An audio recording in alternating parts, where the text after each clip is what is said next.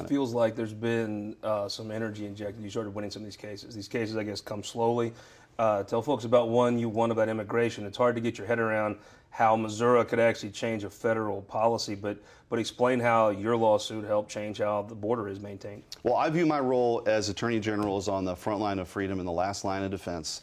And when it comes to border security, Missouri certainly has an interest. We just had, we led a 12-state human trafficking raid just a couple of Fridays ago with over 100 arrests, 48 victims saved. Human trafficking and taking that on has been a focus of our office.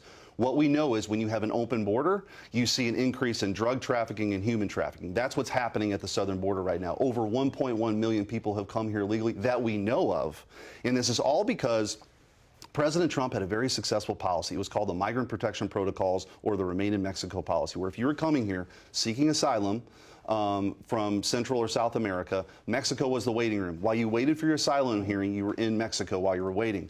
Biden changed that, this reflexive kind of anti-Trump, everything Trump ever stood for, they wanted to change on day one. And so what happened? Now people come across the border.